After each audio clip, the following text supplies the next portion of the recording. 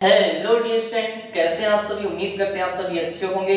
उम्मीद करते हैं जिन लोगों ने जेईई मेंस का पेपर दिया हो उनका अच्छा गया होगा, क्योंकि पेपर बहुत इजी है। मेरे पास जो पेपर है अभी जेईई मेंस 2025 जो अप्रैल मंथ का शिफ्ट 1 का है, तो चलिए देखते हैं उसके बाद शिफ्ट 2 का भी अपन सॉल्व करेंगे गाइस। ठीक है, यहां से सॉल्व करते हैं, देखते हैं क्वेश्चन आपको स्क्रीन पे भी दिखेंगे गाइस। ठीक है, क्वेश्चन क्या है, पहला क्वेश्चन है the moment of inertia of a uniform rod of mass m and length l is alpha when rotated about an axis passing through the center and perpendicular to this length. तो अब यहाँ पे ये पहला question उसने बोले एक rod है जिसका मास m है और उसकी लेंथ दे रखा है l, है ना। ये किसके अबाउट रोटेट कर रही है, सेंटर ऑफ मास पे।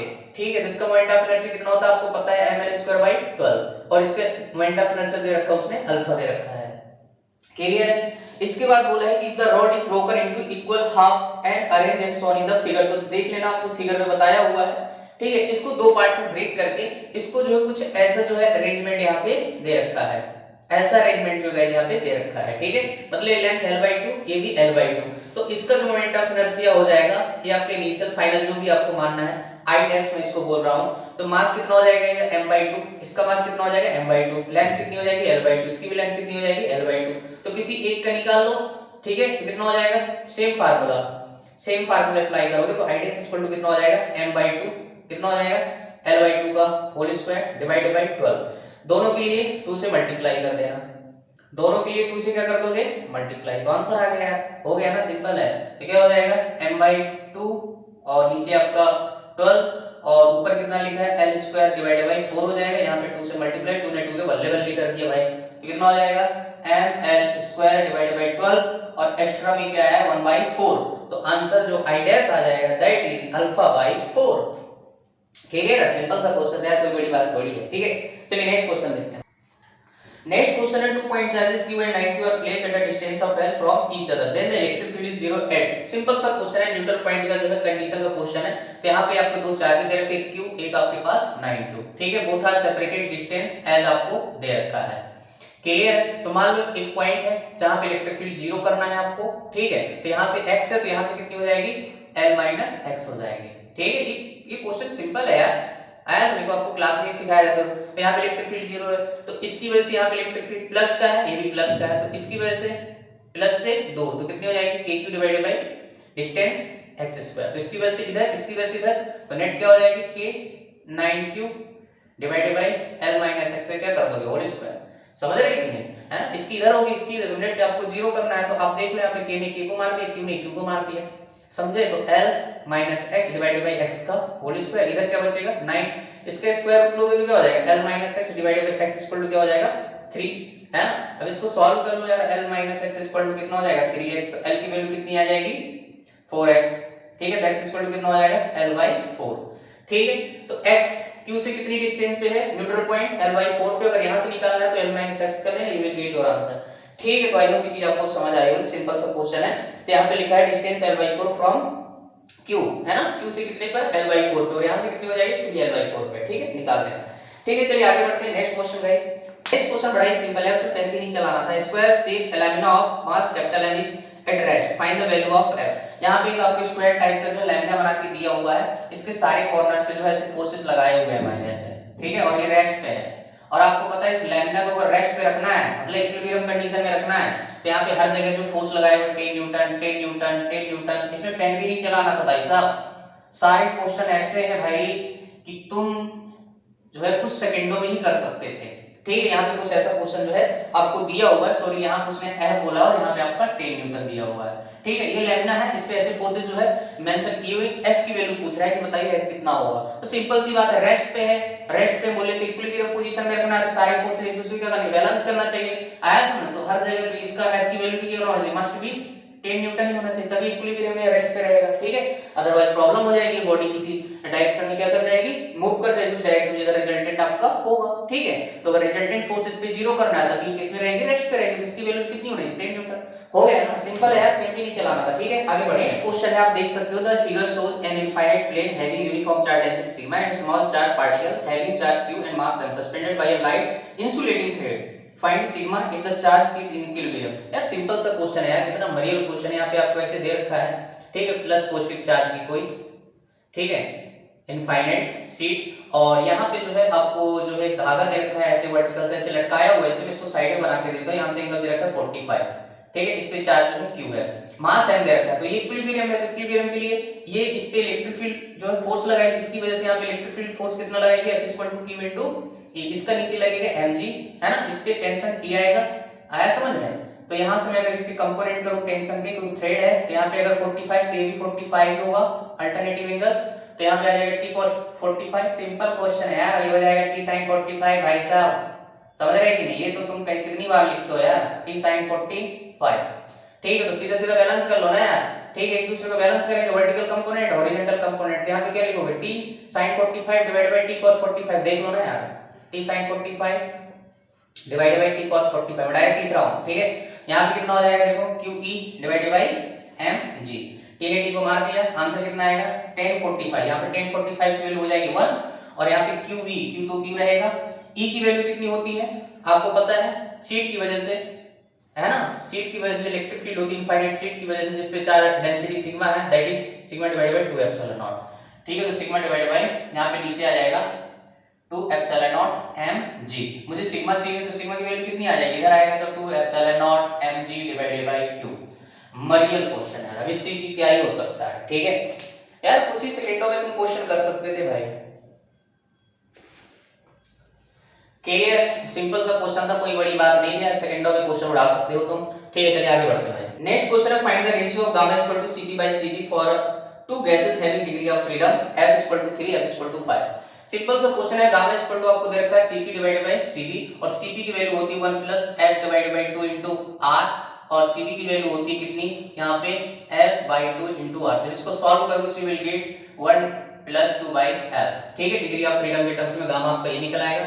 तो आपके पास F1 की वैल्यू यहाँ पे दे रखा है 3, F2 की वैल्यू दे रखा है यहाँ पे 5, ठीक है। यही दे रखा है, मैं एक बार चेक करता, ठीक है यही दे रखा है। तो जस्ट वैल्यू रखना है, ठीक है। 3 रखोगे तो यहाँ पे आएगा 5/3, और गामा 2 आपका कितना आ जाएगा, 5 रखो 5 7/5, ठीक है। इन दोनों का रेशियो चाहिए मेरे को, गामा 1 डिवाइडेड बाय गामा 2, तो आंसर कितना आएगा 5/3, ऊपर जाएगा 5, नीचे आएगा 7, 25/21 इज द करेक्ट आंसर, ठीक है। सिंपल क्वेश्चन है, कोई बड़ी बात थोड़ी है भैया, ठीक है। चलो आगे बढ़ते हैं। नेक्स्ट क्वेश्चन मैग्नेटिक्स में, क्वेश्चन क्या है, current carrying wire is in form of circle of radius r, find ratio of magnetic field centre to the magnetic field, find at a axial point at a distance r from its centre. Simple सा question है, एक आपको क्या दे रखा है, circle type का दे रखा है करंट कैरिंग वायर, ठीक है, सर्कुलर करंट कैरिंग वायर, जिसकी रेडियस जो है आपको r दे रखा है। तो इसके सेंटर पे मैग्नेटिक फील्ड, मैं इसका सेंटर O बोलता हूं, कितनी होती है, mu naught I divided by 2r, ठीक है। सिंपल सा है, और इसका जनरल फार्मूला होता है एक्सिस पे, मान लो ये x डिस्टेंस पे कोई एक पॉइंट है, ठीक है P, तो P पॉइंट पे जो मैग्नेटिक फील्ड आएगी दैट इज कितना हो जाएगा, mu naught 2NIA divided by कितना हो जाएगा 4 पाई, यहाँ पे हो जाएगा r का स्क्वायर प्लस x स्क्वायर की होल पावर 3/2, ठीक है P पॉइंट पे। अब मुझे यहाँ x की वैल्यू r रख देना है, ठीक है। एरिया आपको पता है इसका कितना हो जाएगा पाई r स्क्वायर, ठीक है। तो यहाँ पे सब रख दो, तो सॉल्व करेंगे इसको, तो आंसर क्या आएगा देखो, तो म्यू नॉट n की वैल्यू 1 ले लो, number of terms 2 pi r square, यहाँ पे मेरा i वगैरह आएगा, ठीक है। ये हो गया क्लियर, नीचे क्या बचेगा 4 पाई, पाई ने पाई को मार दिया तो 4 से मर जाएगा, ठीक है, जो भी है।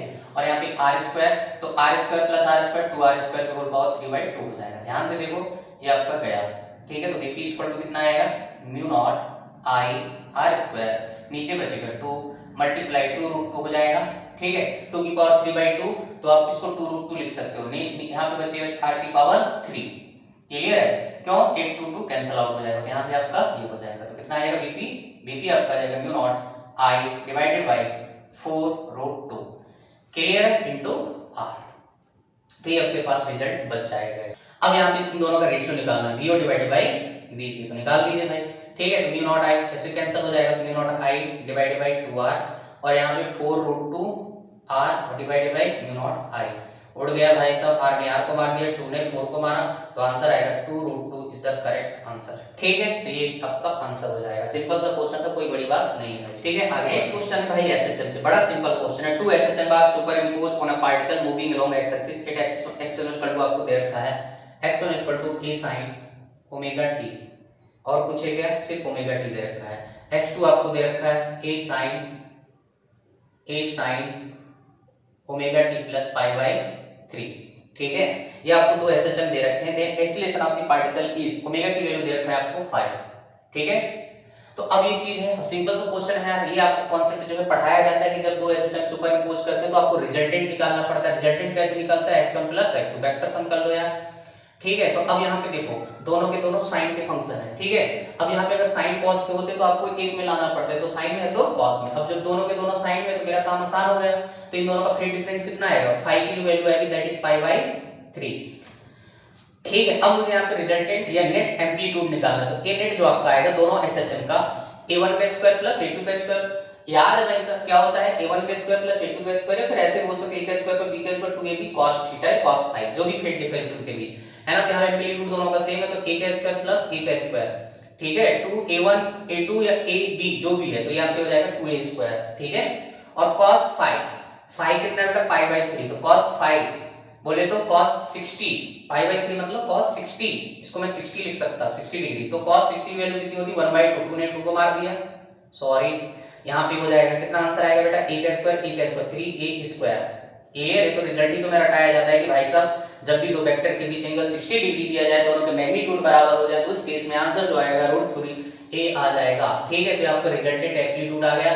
ठीक है, तो मेरे पास जो है एसएचएम की जनरल इक्वेशन है कि नेट जो है इक्वेशन बनेगी, that is √3a sin omega t plus 5 की वैल्यू कितनी है बेटा, पाई बाई 3। ठीक है, ये रिजल्टेंट एसएचएम है ना, रिजल्टेंट एसएचएम की क्या है, इक्वेशन है। अब मुझे क्या करना है, एसिलेशन चाहिए, तो पहले मैं dx by dt करूंगा। ठीक है, इसके बाद डबल डेरिवेटिव करना है जस्ट इसका, आया समझ, यहाँ पे आ जाएगा √3a और ओमेगा बाहर आ जाएगा, यहाँ पे cos हो जाएगा omega t plus pi by 3। ठीक, अगेन इसको डिफरेंशिएट करो, d2 डिवाइडेड बाय dt। ये तो आपको अगर वेलोसिटी पूछता तो आ गया है, मुझे एक्सीलरेशन चाहिए तो डबल डेरिवेटिव करना पड़ेगा। तो यहाँ पे आ जाएगा √3a omega square, sine minus आ जाएगा बेटा, क्योंकि cos का minus sine omega t plus pi by 3। ठीक है, हो गया ना यार, एक्सीलरेशन आ गया बेटा, ओमेगा की वैल्यू रख दो, कितना है 5, तो माइनस का 25 √3a sign omega t plus pi by 3। ठीक है, देख लीजिए कोई ऑप्शन आपका मैच कर जाएगा, मरिया जो क्वेश्चन था, कोई बड़ी बात नहीं है। ठीक है, चलिए आगे मूव करते हैं। नेक्स्ट क्वेश्चन भाई सब एटॉमिक स्ट्रक्चर से आया है। क्वेश्चन है, what is the ratio of radius of nth orbit in hydrogen, helium and lithium. यार क्या है ये क्वेश्चन भाई सब, r इक्वल टू क्या होता है, r0 n square by z। ठीक है, अब यहाँ पे आपका सिर्फ z की वैल्यू चेंज होगी, n की वैल्यू सबके लिए उसने फिक्स कर रखा है। ठीक है, तो अगर ये हाइड्रोजन की बात करेगा तो r0 डिवाइडेड बाय सीधा सीधा 1, तो r0 ही बचेगा। ठीक है, अगर हीलियम की बात करेगा He प्लस, तो He प्लस यहाँ पे Z की वैल्यू इसके लिए कितनी लेनी पड़ेगी, R0 n तो 1 ही है, डिवाइडेड बाय 2। क्लियर है, R लिथियम। ठीक है, लिथियम कितना है आपको दे रखा है, डबल प्लस। ठीक है, तो इसका क्या हो जाएगा, R0 डिवाइडेड बाय 3। ठीक है, तो जब रेशियो करोगे भाई इन तीनों का, RH ratio RHe plus ratio RLi double plus equal to आएगा 1 रेशियो 1/2 रेशियो 1/3। समझ रहे हैं कि नहीं, एलसीएम ले लो 6 जो भी है, तो यहाँ पे 6, यहाँ पे कितना आएगा 3 और यहाँ पे 2, so this would be your ratio of the given question है। ठीक है, तो आई होप ये चीज आपको अच्छे समझ आई है। चलिए नेक्स्ट आगे बढ़ते हैं। Next question is from dimension, unit and measurement का डायमेंशन से क्वेश्चन है। सिंपल सा क्वेश्चन है, मैंने आपको कई बार बोला है कि जो क्वेश्चन आते हैं अब आ रहे हैं, है ना, मैंने अपने पुराने लेक्चर्स में भी बोला है, जो क्वेश्चंस आ रहे हैं वो प्रिंसिपल ऑफ होमोजेनिटी से ज्यादा आ रहे हैं भाई। ठीक है, जितने भी पेपर उठा के देख लो, सबसे ज्यादा क्वेश्चन आपको प्रिंसिपल ऑफ होमोजेनिटी से मिलेगा डायमेंशन में। क्वेश्चन क्या है, यहाँ पे पूछा है कि a divided by b square का मुझे डायमेंशन चाहिए। यहाँ पे इक्वेशन आपको दे रखा है p plus a divided by b square, और यहाँ पे आपको दे रखा है b minus b equal to rt। ये तो वाटर वाल गैस इक्वेशन है यार।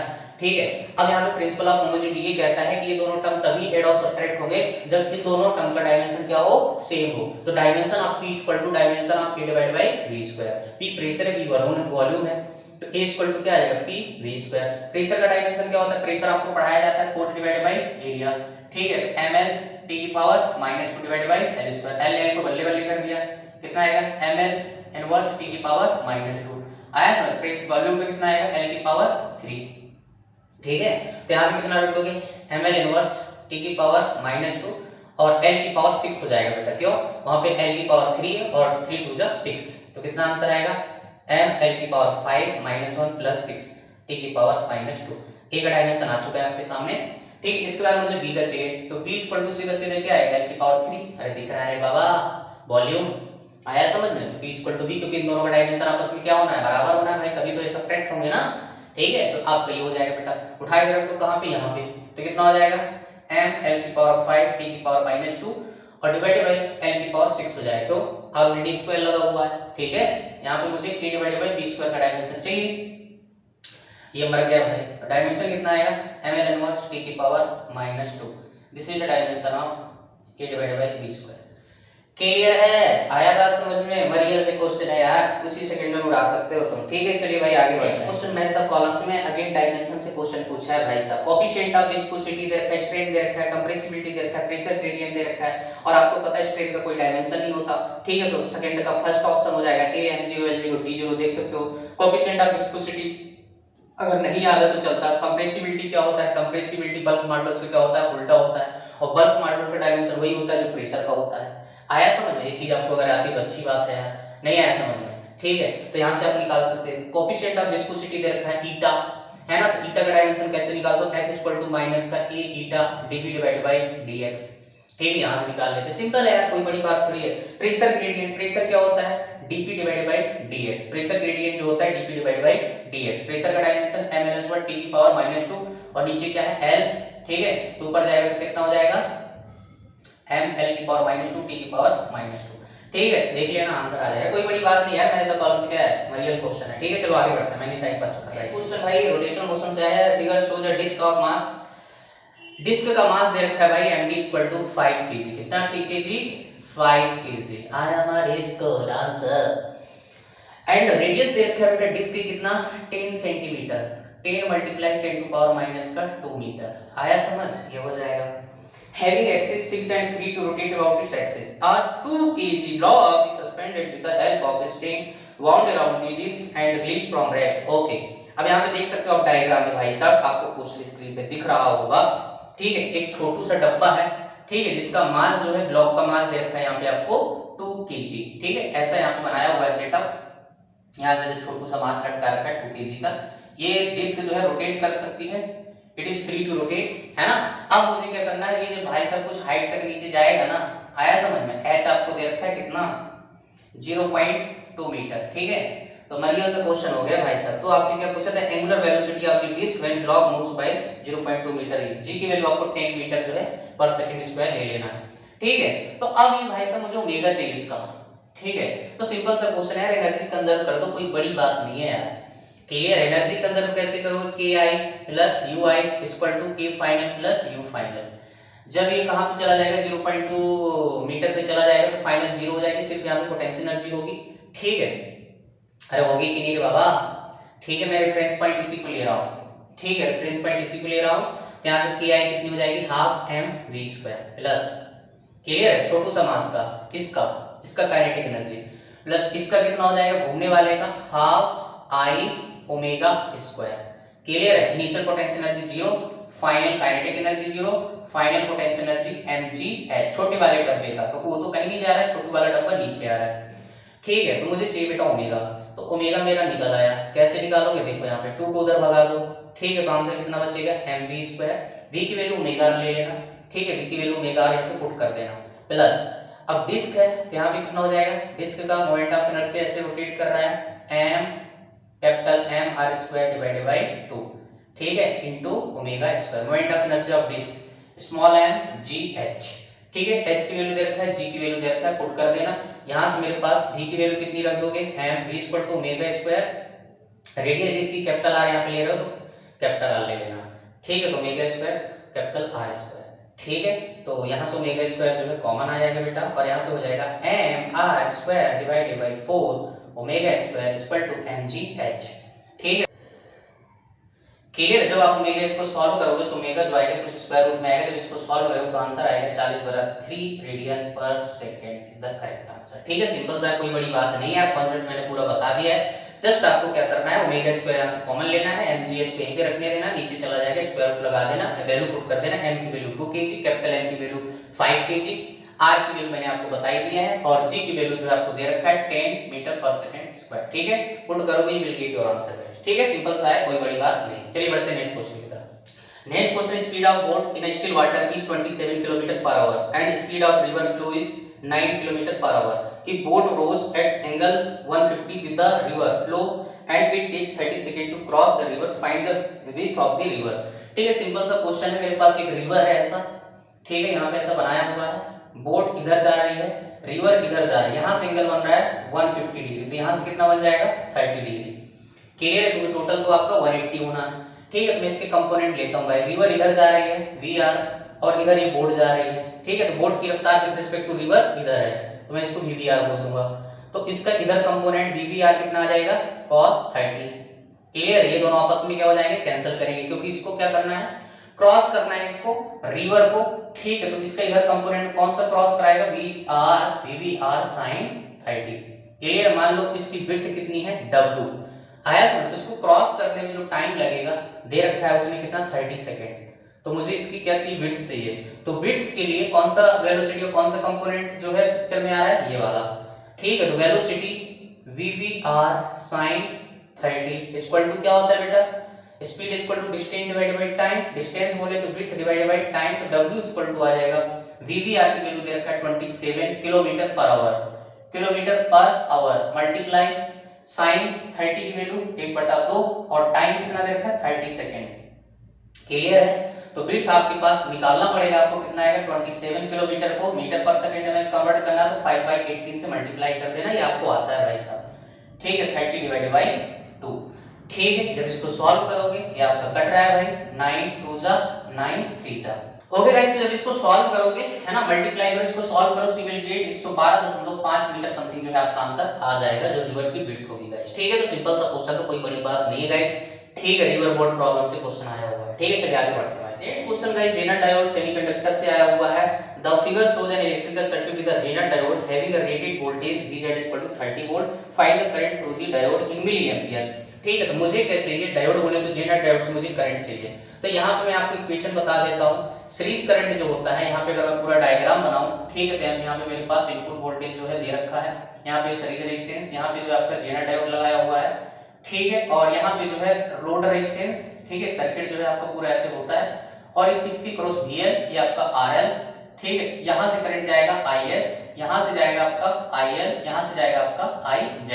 तो IS की जो वैल्यू होती है guys, that is IL plus IZ, मुझे चाहिए IZ, तो ये क्या हो जाएगा IS माइनस IL।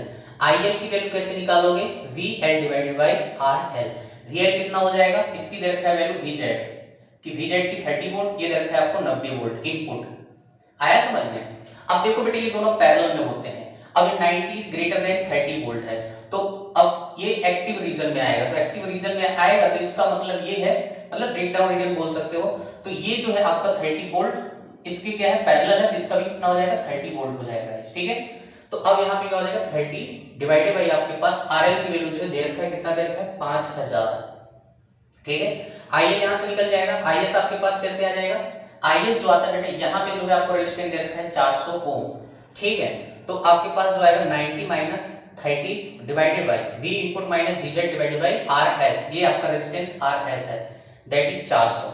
ठीक है, जब इसको सॉल्व करोगे तो आपको यहाँ से IZ की वैल्यू मिल जाएगी 144 मिली एम्पियर। ठीक है, सिंपल सा है, कोई बड़ी बात नहीं, मैंने आपको कॉन्सेप्ट बता दिया, जस्ट ये वैल्यू और ये वैल्यू उठा के यहाँ पे रखना है, you will get your answer. ठीक है, आई होप चीज आपको समझ आई होगी। ठीक है, चलिए नेक्स्ट आगे बढ़ते हैं। क्वेश्चन गाइस सिंपल सा फार्मूला बेस्ड क्वेश्चन है, यहाँ पे करेक्ट रिलेशन पूछ रहा है between permittivity of vacuum mu naught, relative permittivity mu R, permittivity of the medium mu and magnetic susceptibility chi is. तो सिंपल सा फार्मूला होता है 1 plus chi into mu naught. ठीक है, ये सिंपल सा फार्मूला है, कोई बड़ी बात नहीं है, मैग्नेटिक मटेरियल्स में आपको चीज पढ़ाई जाती है। ठीक है, तो देख लेना जो भी ऑप्शन आपका मैच कर जाए। Okay guys, next question है आपके पास, two uniformly charged sheets are shown in the figure. Find net force on the charge be placed symmetrically between the plates. Oh my god, simple सा question है यार, यहाँ पे दो प्लेट्स दे रखी हैं, प्लेट्स के बीच में कोई चार्ज क्यों रखा है, इस पे चार्ज एक्चुअली प्लस की सिग्मा है, इस पे आपकी प्लस की 2 सिग्मा है। क्लियर, सॉरी माइनस 2 सिग्मा दे रखा है यहाँ पे। ठीक है, माइनस का 2 सिग्मा है, और यहाँ पे जो डिस्टेंस है यहाँ से d/2 है, और यहाँ से इसकी कितनी है d/2, मतलब total separation between the plates is d। ठीक है, ये दे रखा है, तो आपको पूछ रहा है कि भाई इसमें नेट लगने वाला फोर्स कितना होगा। तो बेटा सबसे पहली बात, इसकी वजह से यहाँ पे इलेक्ट्रिक फील्ड E1 आया, इसकी वजह से नेगेटिव है आपको पता है, प्लस की वजह से इलेक्ट्रिक फील्ड दूर और नेगेटिव की तरफ से नेगेटिव की तरफ, तो इसकी वजह से यहाँ पे इलेक्ट्रिक फील्ड इधर होगी E2 है ना। तो नेट इलेक्ट्रिक फील्ड जो आएगी आपकी इस रीजन में कितनी आएगी E1 प्लस E2। ठीक है, तो फोर्स ऑन चार्ज कितना हो जाएगा Q into E net. Clear है। और E1 कितनी हो जाएगी sigma divided by epsilon not 2 epsilon not. Clear, दोनों की डायरेक्शन एक ही तो जस्ट ऐड हो जाएगी, डायरेक्शन आपकी ये आ जाएगी 2 sigma divided by 2 epsilon not. भाई प्लेट में पैरेलल प्लेट कैपेसिटर के बीच में जो इलेक्ट्रिक फील्ड होती है वो होती है सिग्मा डिवाइडेड बाय किसी एक प्लेट की वजह से sigma divided by 2 epsilon not. ठीक है, रिजल्टेंट जो आती है वो आती है sigma divided by epsilon not. ठीक है, एक प्लेट की वजह से सिग्मा डिवाइडेड बाय 2 एप्सिलॉन यहाँ पे लिखते हैं बेटा। ठीक है, तो आपके पास यहाँ पे जो ये रिजल्ट आ जाएगा इसको यहाँ पे जस्ट पुट कर देना, तो कितना हो जाएगा यहाँ पे देखो 3 sigma divided by 2 epsilon not. काटना मत, ऐड कर दो यहाँ पे E नेट हो जाएगा और यहाँ पे Q। ठीक है, तो आपके पास ये आंसर आ जाएगा। देखते हैं ऑप्शन जो है कैसे दे रखे हैं यहाँ पे। ठीक है, तो इसी टर्म में आ रहा है तो आपका आंसर क्या हो जाएगा 3 sigma divided by 2 epsilon not Q। ठीक है, आई होप चीज आपको अच्छे से क्लियर हो गई होगी गाइस। ठीक है, सिंपल सा था, कोई बड़ी बात। From modern physics photoelectric effect से है photon of wavelength lambda is incident on a metal of work function phi दे रखा है। There exist a magnetic field B perpendicular to the initial velocity of photoelectron if radius of photoelectron is, आपको दे रखा है formula के terms में आप देख सकते हो। Find value of alpha. ठीक है, अल्फा एनईडी टाइप में आया है, न्यूमेरिकल आंसर टाइप में, तो आपको अल्फा की वैल्यू चाहिए। तो बेटा रेडियस जो होती है जब कोई charge particle perpendicular to in uniform magnetic field जाता है तो उस केस में जो रेडियस ऑफ चार्ज पार्टिकल होती है that is given as mv divided by qb। ठीक है, यहाँ पे आपके पास ये फार्मूला होता है बेटा। हो गया ना। अब charge mv divided by q की वैल्यू e इनटू b लिख देना, तो ये मेरी रेडियस हो जाएगी। Our task to find out the value of v। ठीक है, तो ये कैसे मिलेगा, फोटो इलेक्ट्रिक इफेक्ट है तो फोटो इलेक्ट्रिक इफेक्ट में देखो ये क्वेश्चन अच्छा है आपको, देखो ये जो कनेक्टिविटी आपकी अच्छी होनी चाहिए। ठीक है, हेराफेरी करनी आनी चाहिए। अब भाई सब मैग्नेटिज्म का क्वेश्चन है पूछ लिया फोटो इलेक्ट्रिक इफेक्ट में। ठीक है, तो कोई बड़ी बात नहीं है, जस्ट मुझे भी निकालना है। और मुझे फोटो इलेक्ट्रिक इफेक्ट की इक्वेशन मालूम है कि मैच जो होता है गाइस ये क्या होता है ei माइनस का फाई और sc बाई लैम्डा, क्योंकि मुझे वेवलेंथ दे रखा है ये हो जाएगा k मैक्स की वैल्यू कितनी हो जाएगी हाफ mv स्क्वायर। ठीक है, तो v स्क्वायर की वैल्यू बेटा कितनी आ जाएगी देखो तो 2sc divided by m lambda minus 2 phi divided by m। ठीक है, अब इसको स्क्वायर कर दो भाई साहब। ठीक है, और उठा के वैल्यू यहाँ पे पटक दो। ठीक है, तो r की वैल्यू यहाँ पे आ जाएगी कितनी m डिवाइडेड बाय कितनी m स्क्वायर करके अंदर ले जाना तो कट जाएगा ev। ठीक है, और अंदर हो जाएगा आपके पास 2sc divided by m lambda minus 2 phi divided by m। अब देखो उसने 1 बाई क्या दे रखा है ev दे रखा है, तो अंदर m जाएगा स्क्वायर से तो ये कट जाएगा, यहाँ पे बचेगा 2msc, ये गया एक m square divided by m है तो एक m कैंसिल हो जाएगा, यहाँ पे बचेगा 2m फाई।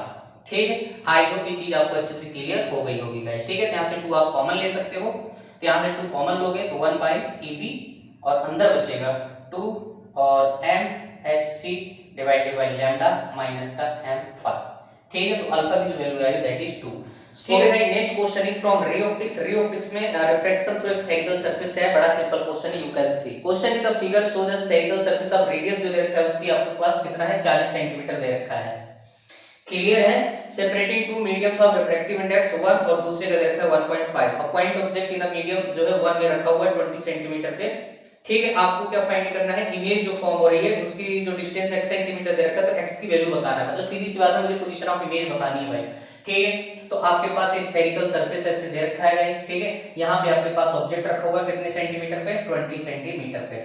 ठीक है, जिधर ऑब्जेक्ट रखी होती रेज हमेशा उधर से जाएंगी, याद रखना भाई। ठीक है, रियल ऑब्जेक्ट है। ठीक है, ये वाली डायरेक्शन आपके पास नेगेटिव होगी, ये पॉजिटिव होगी, याद रखना कैसे, जिधर से भी जा रही होती हैं उधर नेगेटिव, जिधर जा रही होती है उधर पॉजिटिव। ठीक है, ये आपके पास v1 दे रखा है 1 और ये आपके पास v2 कितना दे रखा है 1.5। ठीक है, अब यहाँ पे याद रखो, बच्चों को कंफ्यूजन क्या होता है फार्मूला याद रखने में। ठीक है, वो भूल जाते हैं भाई, तो कुछ नहीं करना है, हमेशा आपको फाइनल माइनस इनिशियल से खेलना है। यहाँ से यहाँ जा रहे हो, ये आपको फाइनल होगा और ये इनिशियल होगा, तो क्या करोगे फाइनल v2 और इमेज इधर बनेगी, जो जिधर भी बनी नहीं पता, लेकिन आपको जो इमेज बन रही है μ2 डिवाइडेड बाय v करना है। इसके बाद μ1 फाइनल माइनस इनिशियल कर रहे हैं भाई साहब, और ये ऑब्जेक्ट की position equal to final minus initial μ2 minus μ1 divided by radius of curvature जो भी दे रखा है। ठीक है, कुछ नहीं करना है, सॉल्व कर लो। μ2 की वैल्यू कितनी है आपके पास 1.5, v पता नहीं, इसको x बोला हुआ है क्वेश्चन में।